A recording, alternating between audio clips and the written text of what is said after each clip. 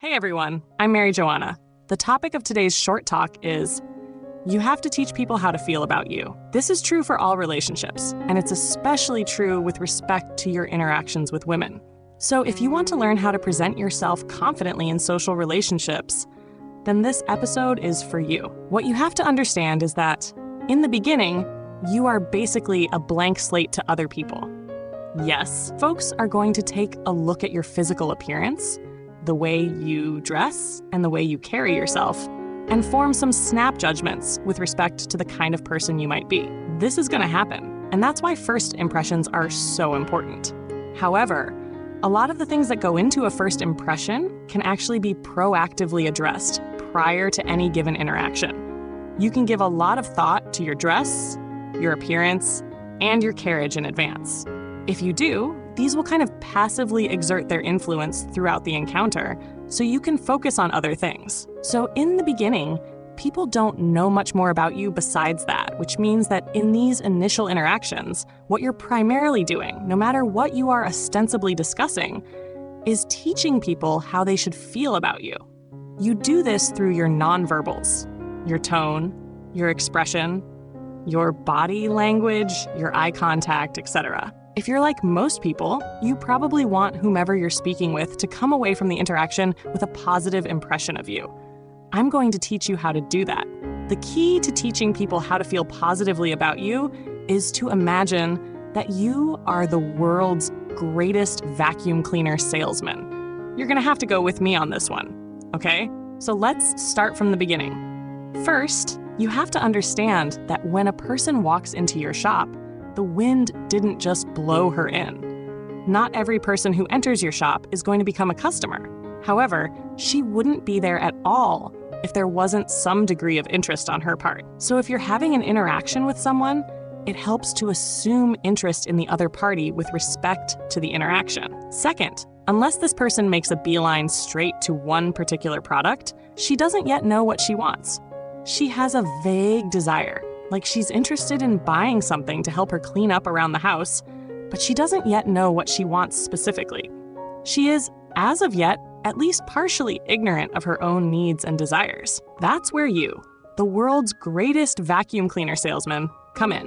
You are there to educate her with respect to her needs and desires, and to direct her attention to what she should consider to be her best option, which just so happens to be a product you sell in your store. Now, every great salesman knows that one of the secrets of his success is believing in his product 100%. A master salesman not only knows his product inside and out, like he should be able to explain in loving detail all of the wonderful things of which his vacuum is capable, but he also believes that his product is the best vacuum cleaner available on the market in this class, at this price point west of the Mississippi, or whatever compartmentalization he has to perform in order to authentically arrive at this conclusion. That total belief permeates through the nonverbal dimensions of his communication as he educates the potential customer as to how this vacuum is going to solve all of her dander problems and make cleaning a breeze. Now, before I go any further, if you're liking this message, then please consider sending this episode to someone who might benefit from it. It's word-of-mouth referrals like this that really help to make the channel grow. You can also hit the thanks button. It's in the lower right-hand corner beneath this video, and tip me in proportion to the value you feel you derived from this message. I don't do product placements or endorsements, so this is how I keep the lights on. Can't do it without you, and I really appreciate your support. Okay, third, the world's greatest vacuum cleaner salesman understands that most of his education has little to do with the actual specs of his product.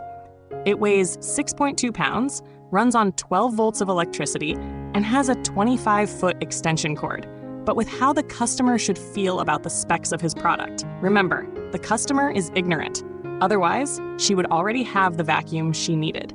The salesman has to educate the customer with respect to the fact that 6.2 pounds is light and easy to handle, 12 volts of electricity is energy efficient and cost effective, and a 25-foot extension cord is generous and convenient. His manner will communicate that these are all good and desirable things for a vacuum to have, which will help the customer understand why this happens to be her best option. Like many things in life, you have to believe it to see it. Now, at this point, you might be thinking, yeah, Mary, okay, that's all well and good, but the fact of the matter is that my vacuum is objectively not the best vacuum on the market. Like, my vacuum isn't 6 feet tall, isn't worth $1 million, or it's just seen better days. How am I supposed to believe in this product of mine when it's objectively defective relative to other models? Excellent question. The answer to this question is the fourth: understanding of the master salesman. If it's not a flaw, it's a feature. This might blow your mind, but there's no such thing as an objective flaw. The flaw or deficit actually lives in your perception and your attitude. And the idea here is to recast your vacuum's perceived liabilities as assets. In reality, why would anyone want a 6-foot-tall vacuum? That would be massive and ungainly. This model is nimble and compact, all the power in a fraction of the space. Or $1 million vacuum?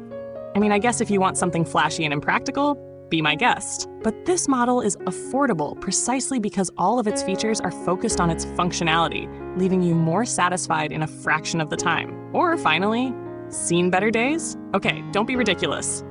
This here is a classic bit of engineering.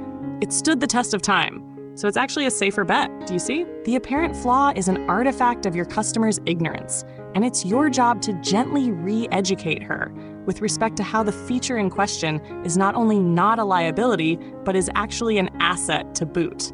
Now, you might say, but Mary, won't the customer know that I'm full of? And I would respond that she might, but that is the customer's business. You do not have to help the customer arrive at that conclusion, my friend. Your business is to present your product in the best possible light and guide the customer in the process of making up her mind. You have absolutely no obligation to help her reject you. So, whatever you're insecure about, whatever you think is a liability with respect to your product's competitiveness in the marketplace, you need to find a way to recast that in a positive light so that you can once again believe in your product 100%. And that brings us to the final piece of advice. Despite your best efforts, not everyone is going to buy your vacuum cleaner. That's right. But if your sales funnel is strong, you can make a killing if just 1% of the people who walk into your store actually end up buying something. So there's really no reason to make a hard sell. However, might some of these non-buyers complain about your product? Might they criticize your product? Might they even insult your salesmanship? Indeed, they might. But here's the important thing to remember. These people aren't your customers. And this means that their opinion is functionally worthless.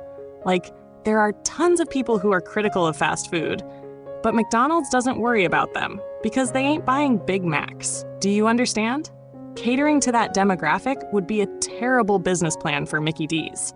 The lesson here is to understand who your customers actually are and practice indifference to the opinions of those who are not in your client base. So there you have it. If you can learn the lessons of the world's greatest vacuum cleaner salesman, you too can be confident and poised in any interaction, satisfaction or your money back. What do you think? Does this fit with your own experience? Let me know in the comments below. And if you've gotten this far, you might as well like this episode and subscribe to this channel. As always, thank you for listening.